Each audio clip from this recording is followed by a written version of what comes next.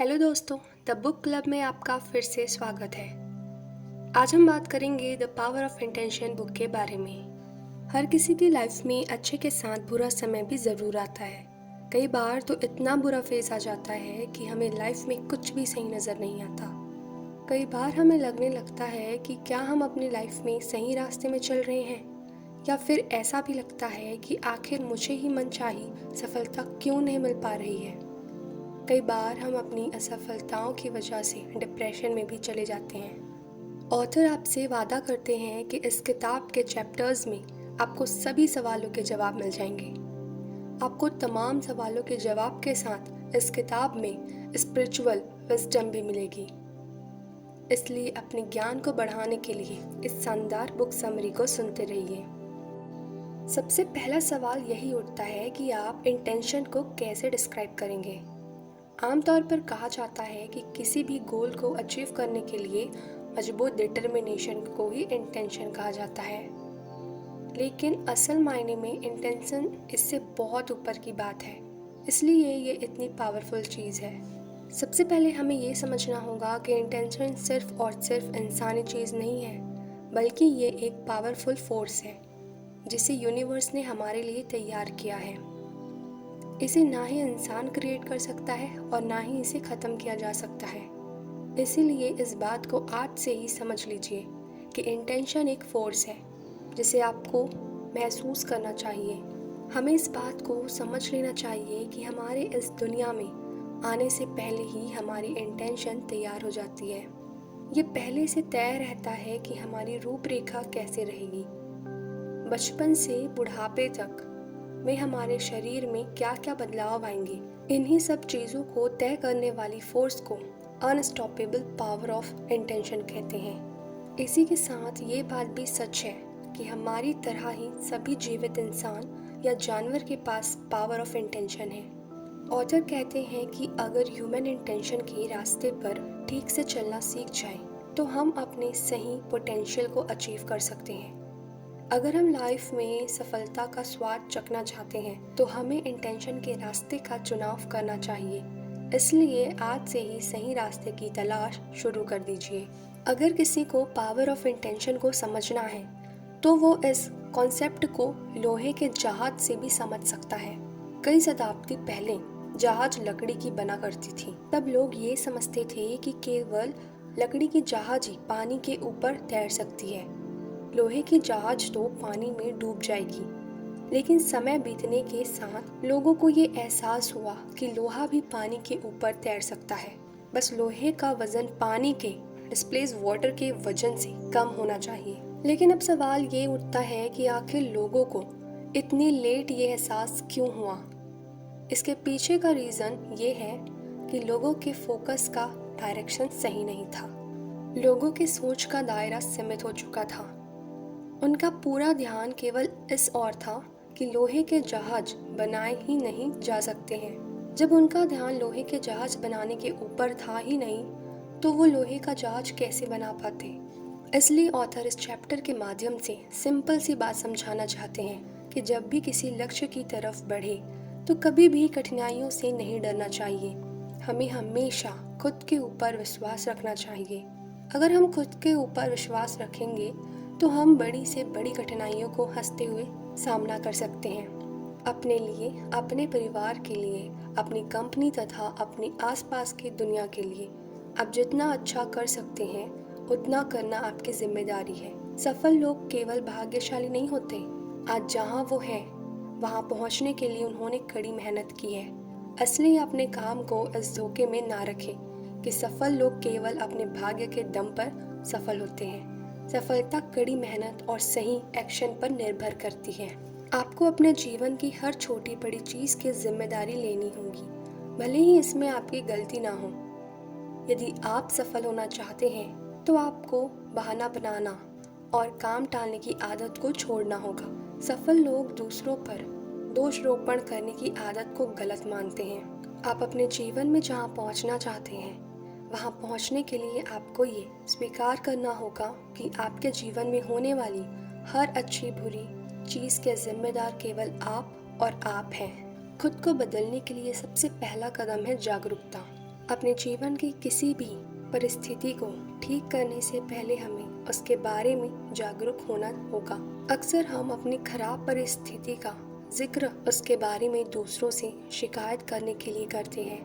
हम अपनी खराब परिस्थिति का कारण ढूंढने और उसे ठीक करने के लिए किसी टीचर, दोस्त, किताब का सहारा लेते हैं। उसके बाद हमें ज़रूरत होती है अपनी परिस्थितियों और परिणामों की जिम्मेदारी लेने की। जिम्मेदारी लेने से हम इस बात के लिए जागरूक होते हैं कि हमारे अंदर वो शक्ति है जिससे हम अपनी परिस्थितियों और परिणामों को बदल सकते हैं। हमें उसी शक्ति का इस्तेमाल अपने मनचाही परिस्थितियों और परिणामों को बनाने के लिए करना है। शुरू में आपको अपने विचारों को बदलना बहुत मुश्किल लगेगा, लेकिन हर रोज अभ्यास करने से आप अपने विचारों को ही नहीं बल्कि अपने पूरे जीवन को बदलने में कामयाब होंगे।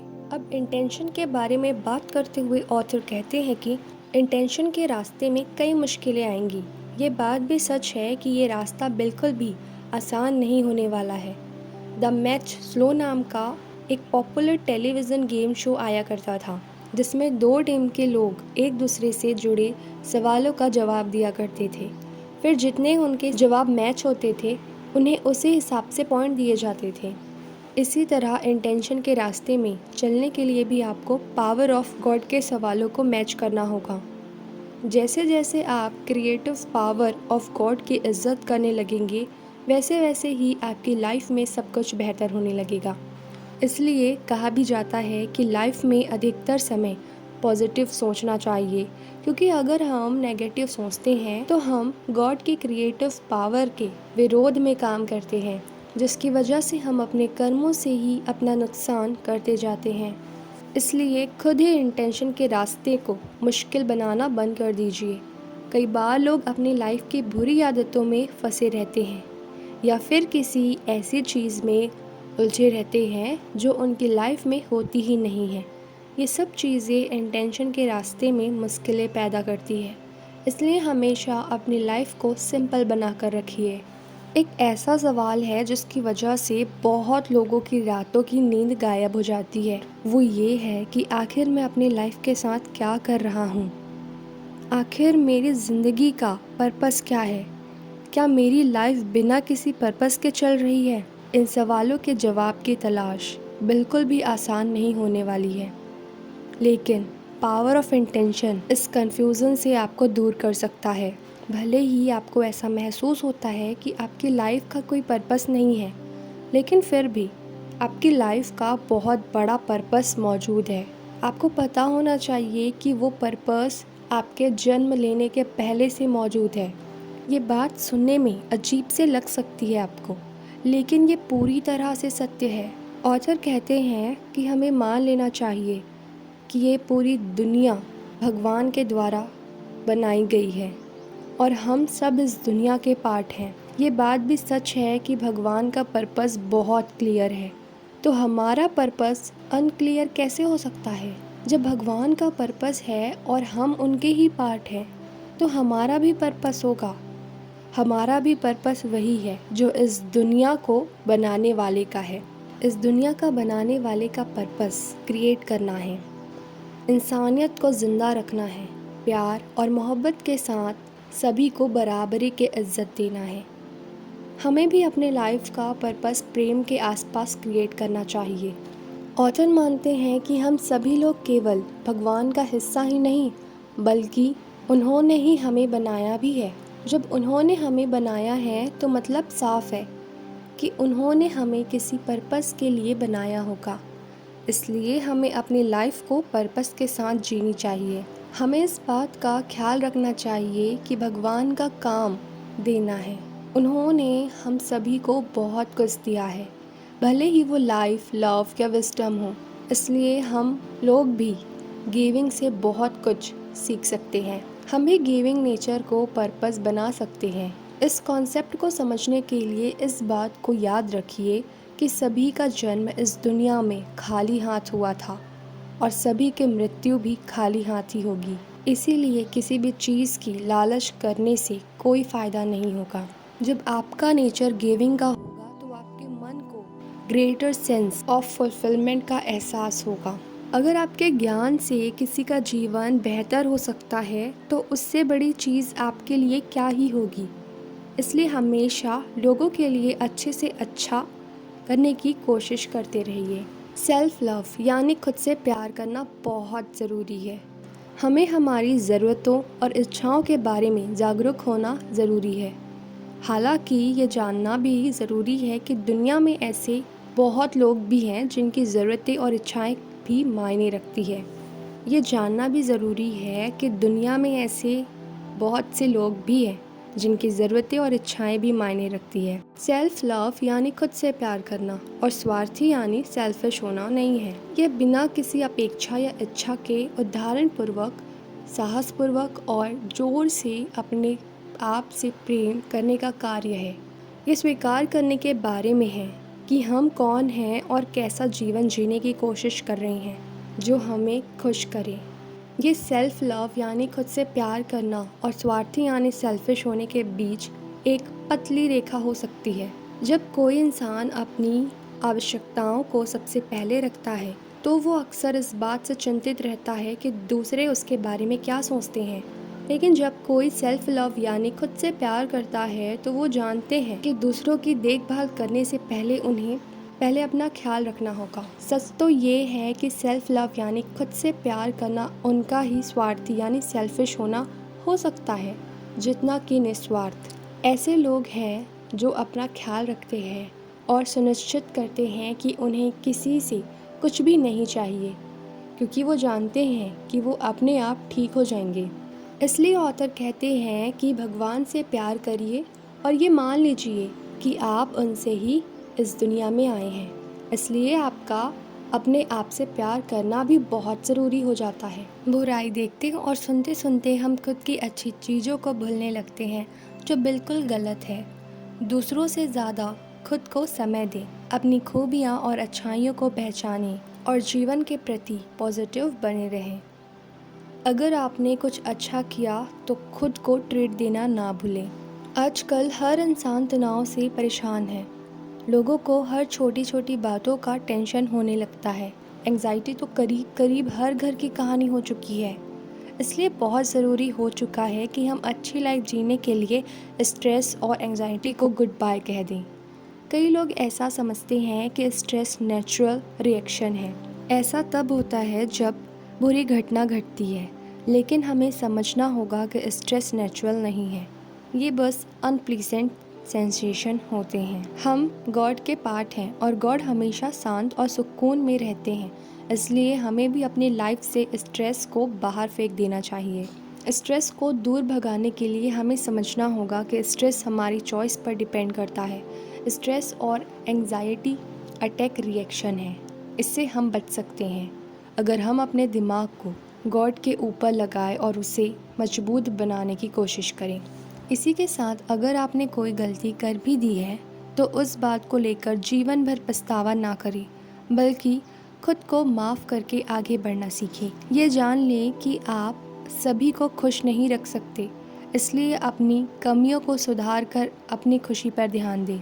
ज़िंदगी में कई बार ऐसे मौके आते हैं जब हम चाह कर भी ना नहीं बोल पाते हैं और बाद में पछताते हैं। ज़रूरी पड़ने पर ना करना सीखें। कई बार हम इस खुद को इन सीमाओं में बांध लेते हैं कि कहीं किसी को बुरा ना लगे। इस चक्कर में हर चीज़ को स्वीकार करने लगते हैं। ऐसे में ना कहना सीखें। रात में अगर आप एक अच्छी नींद नहीं लेते हैं तो दिन भर थका हारा महसूस करते हैं। आपका नींद आपका mood, mental awareness, energy level और फिज़िकल हेल्थ पर नेगेटिव प्रभाव डालती हैं। इसलिए अगर आप स्ट्रेस से छुटकारा पाना चाहते हैं तो नींद पूरी ज़रूर करें।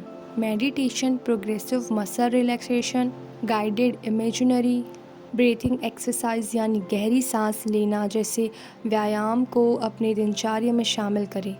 योग एक पावरफुल रिलैक्सेशन टेक्निक है और इससे स्ट्रेस भी ज़्यादा नहीं होता। अगर आप स्ट्रेस में रहते हैं ज़्यादा तो आपको योगा करना चाहिए। अपने स्कूल फ्रेंड से लेकर दफ्तर के साथियों के साथ संपर्क में रहें।